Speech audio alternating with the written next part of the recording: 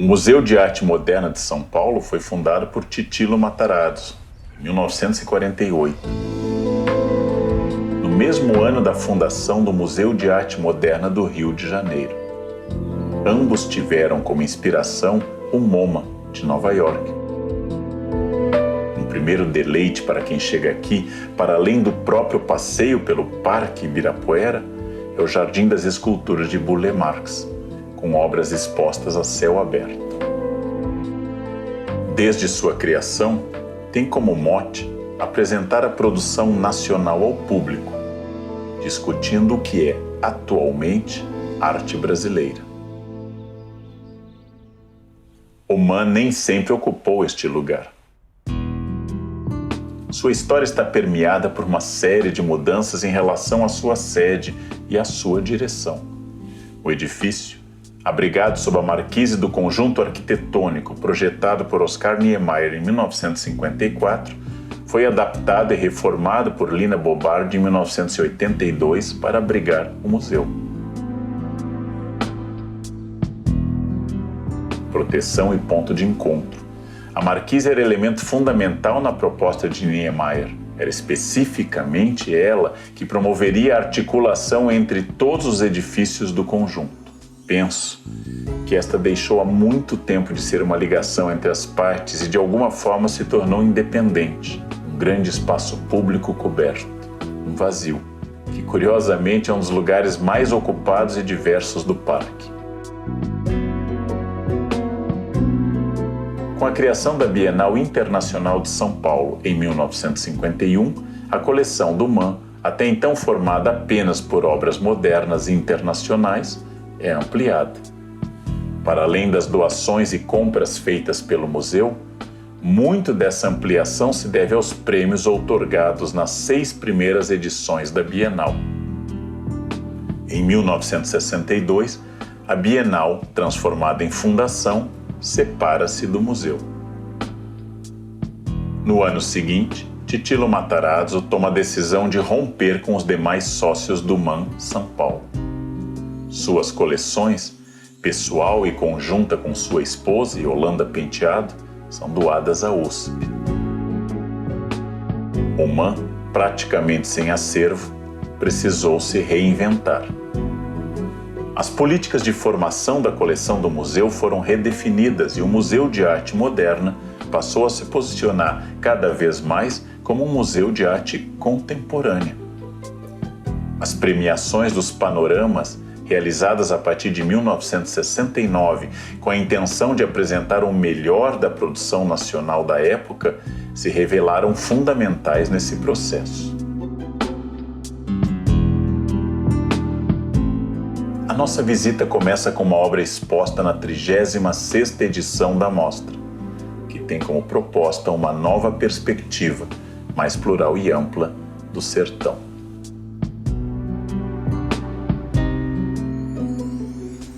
Maxim Malhado, Carrincheiro, 1995-96.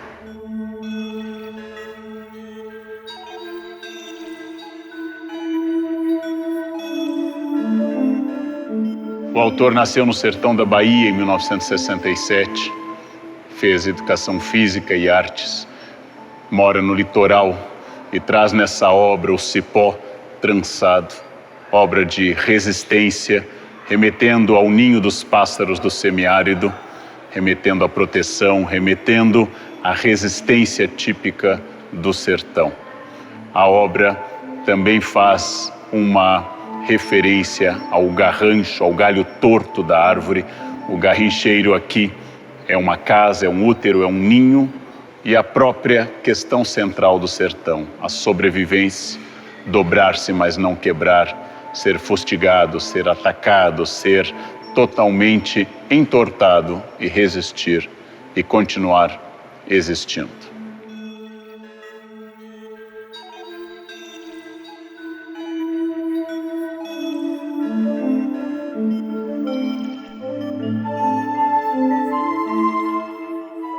Garrincheiro é o nome popular de uma ave comum na Caatinga, bastante famosa pela dimensão de seu ninho. A obra parece uma tentativa de preservação e proteção do que constitui a sua memória ou a sua origem. Se liga, portanto, também ao tema da infância, aspecto formador do trabalho do autor. O olhar de quem observa o mundo pela primeira vez.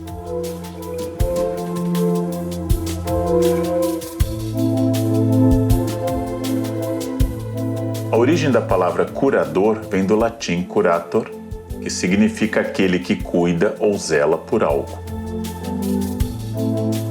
Mas do que exatamente cuida um curador? Seu trabalho talvez seja fazer um recorte e apresentar de todas as possibilidades possíveis uma única, podendo escolher, então, qualquer coisa para ocupar um espaço como este. O que, afinal, selecionar? Veja o cuidado do curador exatamente aqui. Quais as reflexões que essa mostra pode vir a propor ao público? Qual é a melhor forma de apresentar essas obras? A verdade é que um curador é peça essencial no processo de decisão do que é introduzido, ou não, no circuito das artes.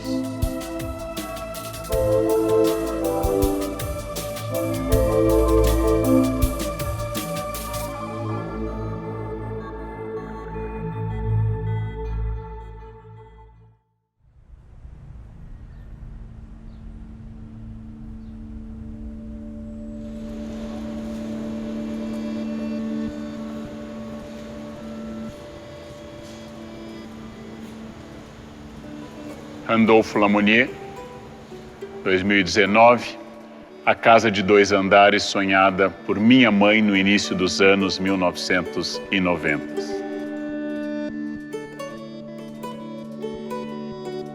Essa obra foi selecionada aqui para a 36ª Mostra do Panorama da Arte Brasileira.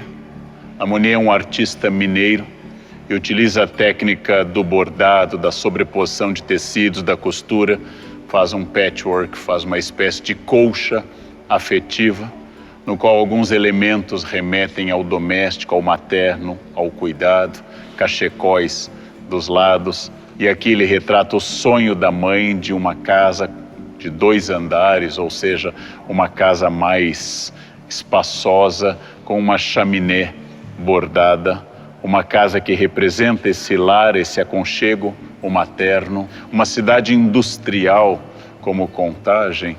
Existe essa luta de classe média baixa ou classe baixa pela casa própria. Então aqui tem uma representação de um tipo de sertão que não é o sertão de Graciliano Ramos ou de Mário Palmério, não é o sertão que José de Alencar representa no século XIX, mas de um sertão urbano, industrial, de desafio, de constituição desse imaginário do imóvel próprio, da casa própria, associada à família. Afinal, o sonho de ter acesso a uma quantia maior de dinheiro, em geral, é para dar à mãe uma casa própria, ou seja, atribuir à mãe um espaço definitivo como espaço de memória, espaço afetivo.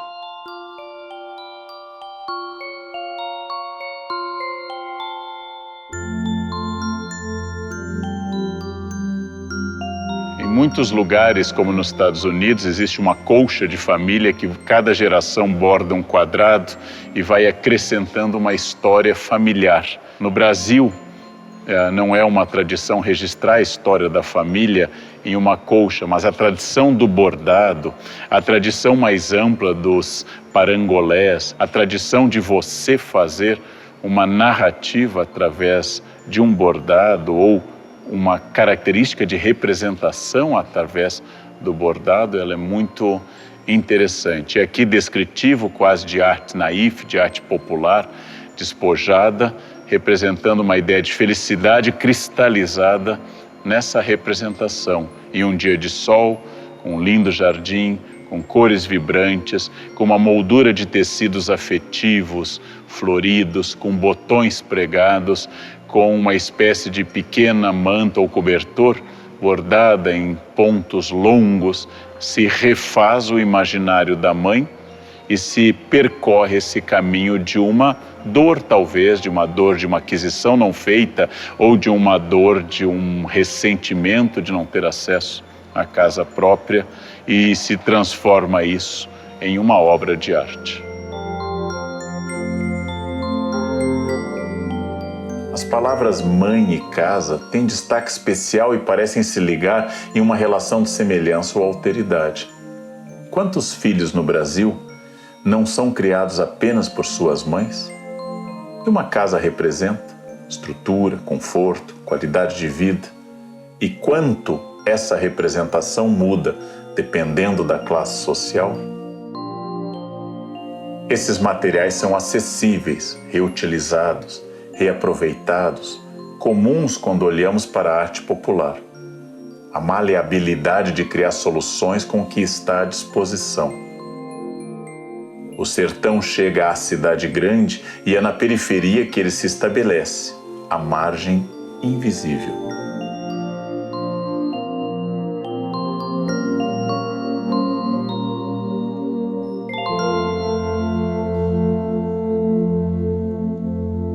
Todo quadro, toda obra de arte, tudo aquilo que existe em um museu ou em qualquer outro espaço, ele começa a morrer no momento que foi terminado, como nós.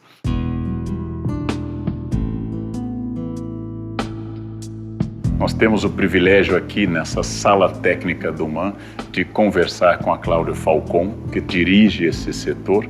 Quais são os cuidados principais para isso? Você, na sua área técnica, o que um museu precisa fazer, ou mesmo colecionadores, quais são os cuidados diante, por exemplo, de um quadro clássico, um óleo sobre tela, um acrílico sobre tela ou sobre lona? É o cuidado com a iluminação, cuidado com a temperatura e umidade, cuidado com a guarda. Então, esse tipo de cuidado a gente tem tanto aqui na sala técnica quanto na reserva técnica, cuidado com a segurança. É esse trabalho que a gente faz de preservação do acervo que faz com que a obra dure mais.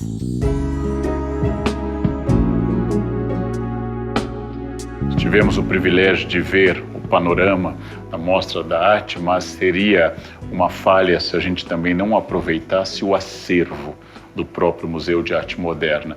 E por quê? A obra que nós vamos ver agora, de Tunga, fez parte de um desses panoramas. Esteve aqui em 1997 e hoje foi integrada ao acervo fixo do MAM. Ou seja, vemos como o próprio museu se renova através da incorporação dessas obras de arte.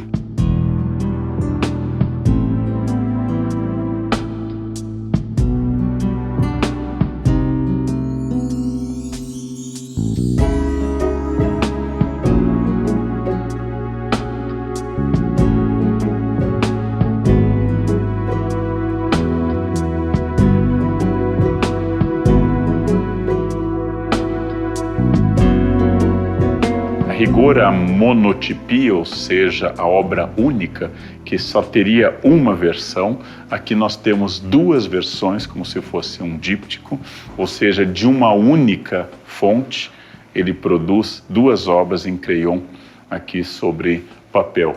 Então, as obras dialogam, constituem uma monotipia dupla, que é uma contradição em termos de movimento, de integração, de uma figura de profundo erotismo, cercada ora desses espinhos, ora de um dinamismo distinto. É uma obra de referência sensual, de referência ao corpo, ao nu, e ao mesmo tempo mostra essa habilidade do desenho de Tunga, essa habilidade em constituir o dinamismo dentro da obra. Tunga conviveu com a poesia na família, filho de um grande poeta, e aqui nessa questão erótica em que nós podemos ler ou pelos pubianos ou espinhos, nesse dinamismo de masculino e feminino, Tunga representa muito dessa dualidade, um pouco a aridez do sertão e a criatividade do sertanejo, um pouco a secura aliada à resistência e à explosão de vida que aparece, em quase todas as obras do Tunga. Muito criativo, muito dado a essa dinâmica dos corpos, e aqui num quadro, numa imagem única que deve ser transformado em dois, ou a mesma coisa, relida de duas formas, como eu disse antes, um díptico, ou seja, duas imagens que dialogam, sendo únicas e complementares ao mesmo tempo.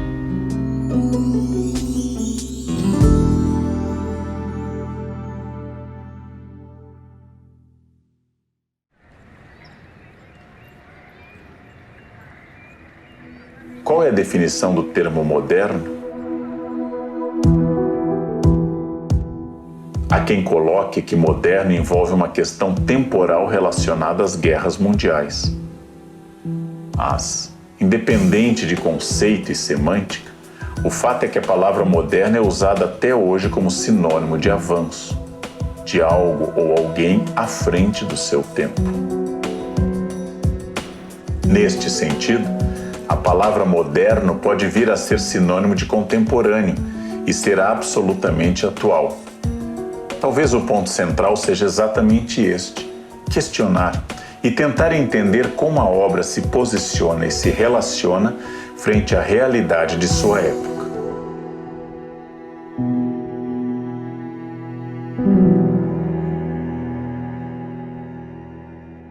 Leonilson, Todos os Rios, tinta acrílica sobre lona, 1989.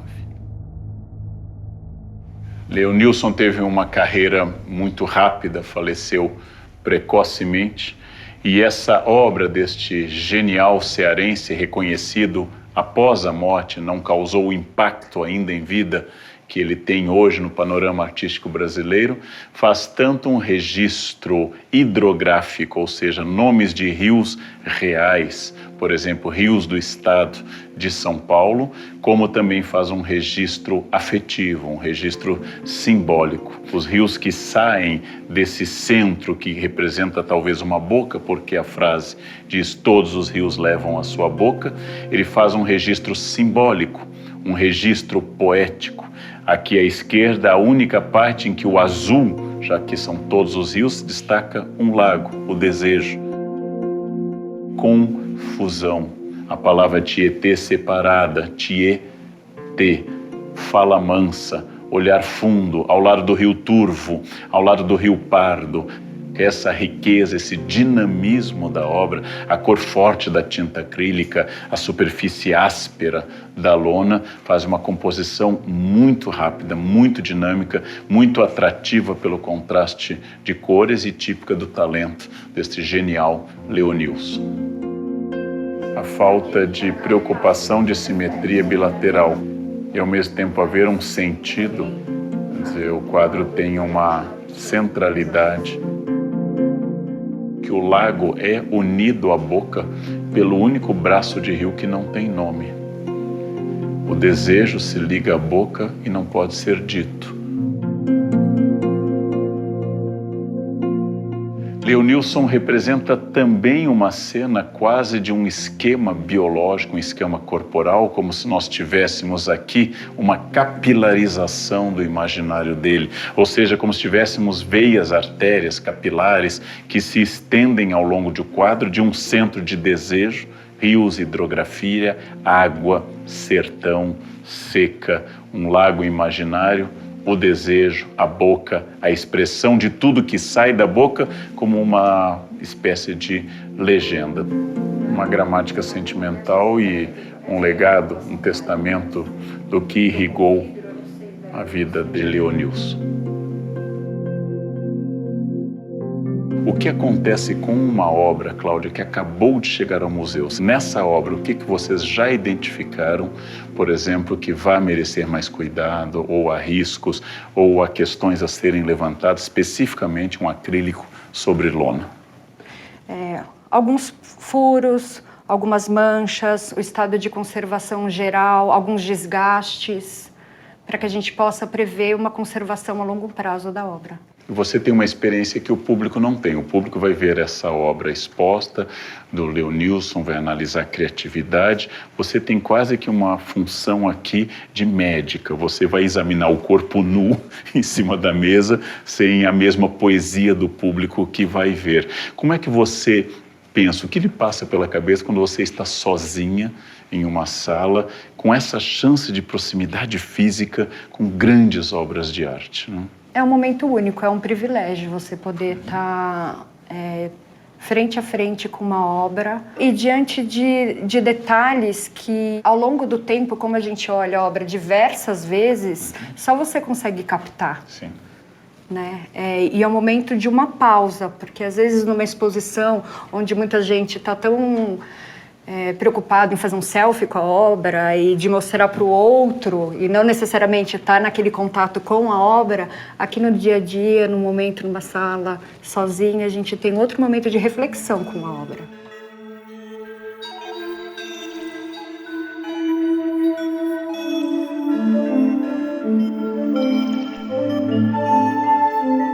A próxima obra é com Rosana Paulino, uma paulistana que trabalhou muito com o tema de identidade étnica, com representações raciais, e da série de Bastidores, de 1997, que foi selecionada aqui em outra mostra também. Nós veremos exatamente essa referência ao bordado, à linha, a tradições domésticas que vão aparecer aqui combinadas com xerogravura. Então agora, Rosana Paulino.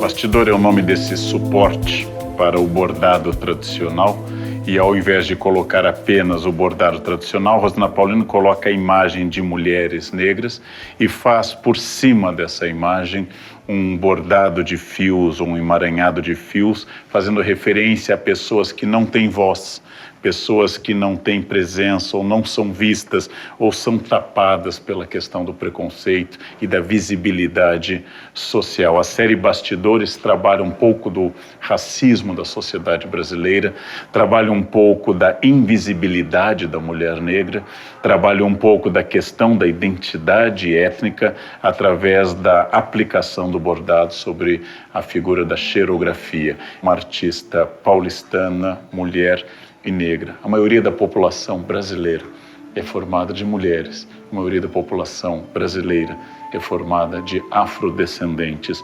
É esse silêncio sobre o feminino e sobre ser negro no Brasil que essa obra traz à tona. Beleza, técnica, denúncia social, consciência política, questões relevantes como visibilidade, protagonismo.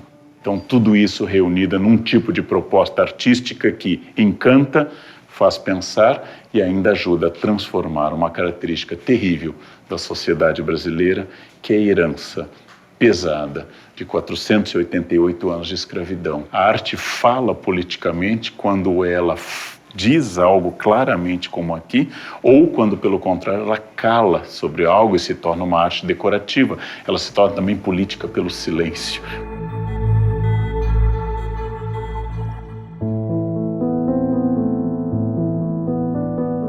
Na medida em que o Museu de Arte Moderna tem seu acervo esvaziado e é quase que forçado a buscar uma nova identidade, se coloca como um exemplo de resistência e criatividade. São Paulo é o encontro das mais variadas identidades e regiões brasileiras, resultado de todas as migrações. É quase como se o Brasil inteiro se encontrasse aqui, inclusive o sertão, tema deste panorama que visitamos. Se o panorama se propõe a ser uma pequena amostra da arte brasileira, e a cada edição novos artistas são revelados, o MAM São Paulo acaba por afirmar que identidade é um conceito dinâmico e múltiplo. Identidades. O importante, me parece, é considerarmos todas as partes e sempre estarmos em movimento.